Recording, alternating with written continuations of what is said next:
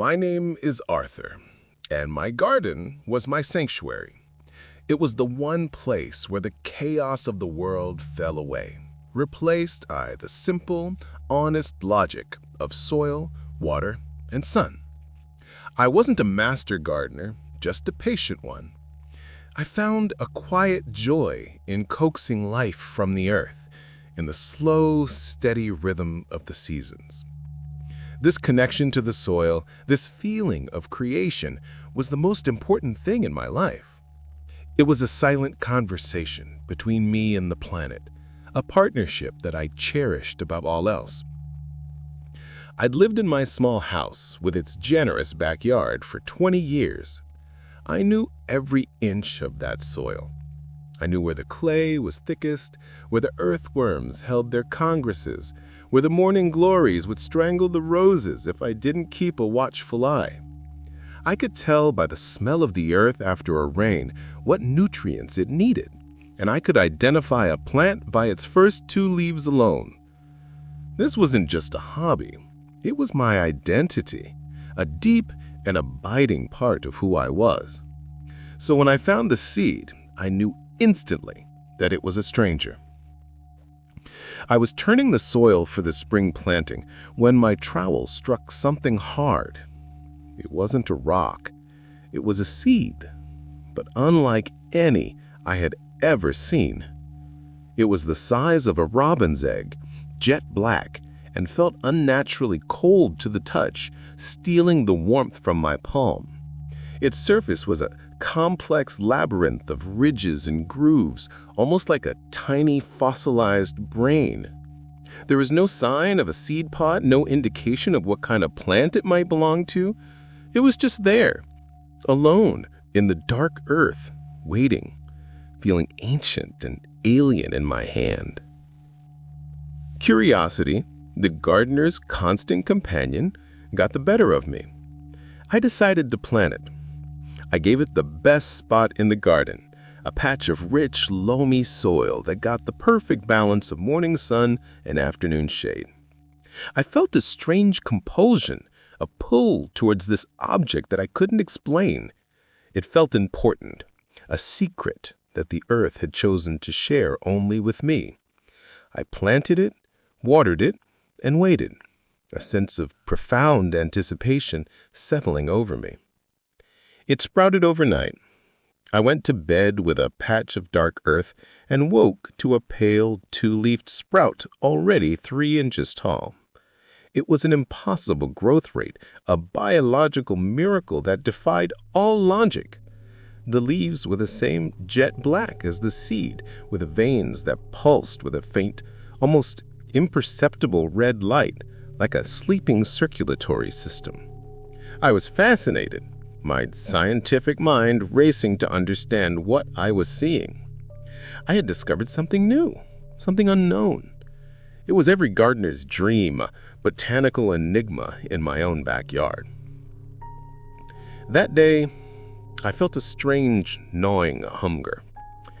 It was a deep, hollow ache in my stomach that no amount of food could satisfy.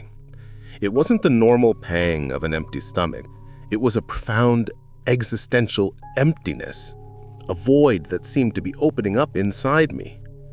I ate a large breakfast, a second lunch, and a dinner that would have fed a family of 4. But the hunger, the real hunger, was untouched. A black hole that consumed everything and gave nothing back. This became the pattern of my life. Every day, the plant grew at an astonishing rate, its black leaves unfurling, its stem thickening, its strange red veins pulsing with more and more light. And every day, my hunger grew more ravenous, more desperate. I started losing weight, my clothes hanging loosely on my shrinking frame, my reflection becoming a gaunt, haunted stranger. My friends and neighbors grew concerned, their faces a mixture of pity and alarm. They'd say, "Arthur, you look like a ghost," their voices laced with fear they couldn't name. I'd just smile weakly and tell them I was on a new diet, the lie tasting like ash in my mouth. How could I explain that my garden was eating me alive, that the beautiful, thriving plant in my backyard was a parasite and I was its host? They would think I was insane, a madman lost in his own delusions. I had no proof, only a growing certainty in my gut, the one place that was both empty and full of a terrible knowledge. The plant was a thief, and it was stealing my life, one agonizing pang of hunger at a time. If you're enjoying this story, if you've ever felt that strange, unexplainable pull towards something you know you should avoid, take a moment to press the like button. And if you want to hear how this story ends, make sure you're subscribed. It helps more than you know. Now, back to the garden. 1 week after I planted the seed, the plant produced its first bud. It was a tight black sphere, the size of my fist, and it seemed to absorb the light around it. It grew larger every day, and as it did, my hunger transformed. It was no longer just a physical craving for food. It became a hunger for everything. I felt a desperate, aching need for things I couldn't name, a hunger for warmth, for light, for life itself. I would sit by the window for hours, watching the sun, and feel a pang of jealousy so intense it was like a physical blow. The sun was so full, so vibrant, and I was so empty. I knew I had to destroy the plant. I went into the garden, a spade in my hand, my heart pounding with a mixture of fear and resolve. The plant was magnificent now, a 4-foot-tall bush of impossible blackness, its red veins glowing like embers in the twilight. It was a monument to my own decay, a beautiful, thriving parasite. The bud was the size of a small melon, and it was beginning to open, the black petals trembling with the life that was stolen from me. As I raised the spade, a wave of dizziness washed over me. My knees buckled. I collapsed to the ground, my body too weak to move, the spade clattering uselessly beside me. The hunger was a roaring fire in my belly, consuming what little strength I had left. I was a prisoner in my own body, a puppet whose strings had been cut. I lay there helpless as the last of the sun's light faded from the sky, the world turning to shades of gray and black. And then the bud opened. It didn't open like a flower. The black petals peeled back slowly, revealing not a bloom, but a mouth. Round, fleshy, toothless mouth lined with a soft, pulsating red light, like the inside of a living throat. It was the same light that pulsed in the plant's veins. The mouth opened wider, and a sound emerged. Not a sound I heard with my ears, but a sound I felt, and the hollow space in my stomach. It was a sigh, a long, slow sigh of pure, blissful satisfaction, a sound of a thirst being quenched. And in that moment, for the first time in a week, my hunger was gone. I felt a wave of relief so profound it was like a religious experience. The non-ache, the desperate craving, the endless screaming void inside me, it was all gone. I felt full. It was a stolen fullness, a borrowed piece, but it was the most wonderful thing I had ever felt. I was drowning, and the monster that was killing me had just thrown me a lifeline. I lay there for a long time, basking in this strange secondhand satisfaction. I understood now. The plant wasn't just feeding on my hunger, it was feeding on me. It was a siphon, a conduit. It was draining the life, the energy, the very essence of my being and converting it into its own growth.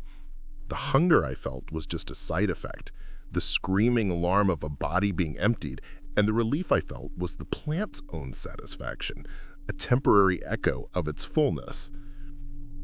I should have been horrified. I should have been filled with a primal terror, but all I could feel was a strange, twisted sense of gratitude. The plant had taken my pain away. It had given me a moment of peace in a week of torment. I felt a bond with it, a perverse symbiotic connection. It needed me, and I, in my emptiness, needed its relief. I was a drug addict, and the plant was my dealer, my poison, and my cure. I began to tend to the plant with a renewed, feverish devotion. I watered it. I fed it the richest compost. I protected it from pests with a ferocity that surprised me. I was no longer its victim. I was its caretaker, its willing partner in this grotesque dance. And it thrived. It grew larger and larger, and soon more buds appeared.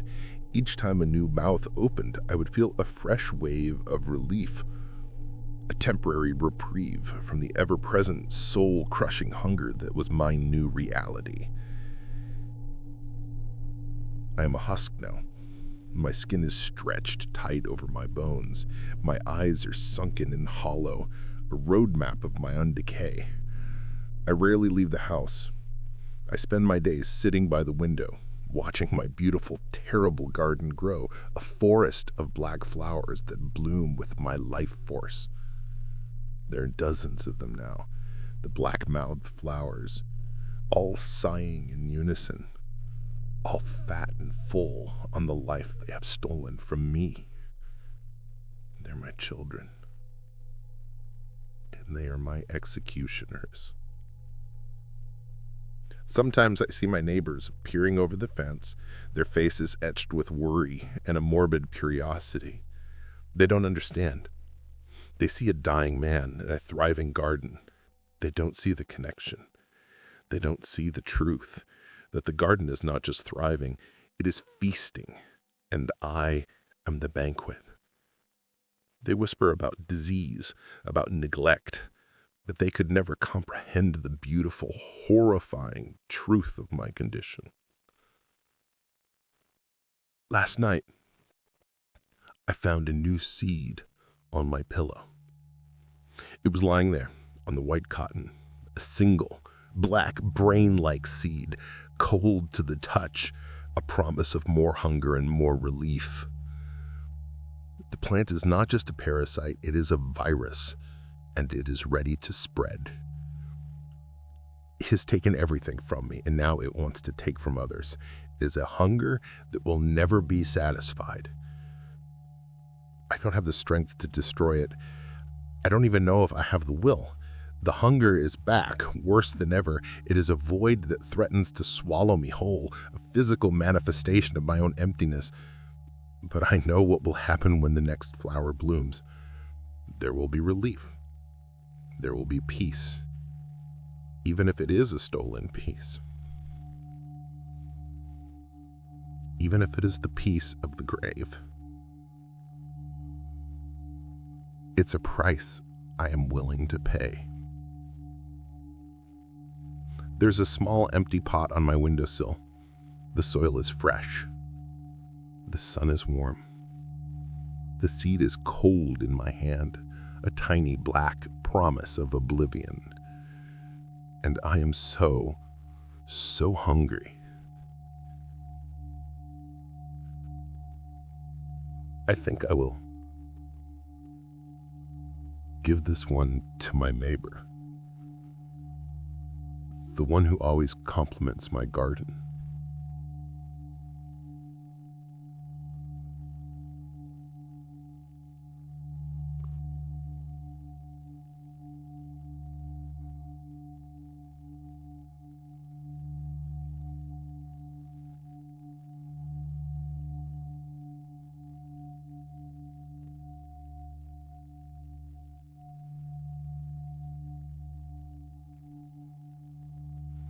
He deserves this peace too,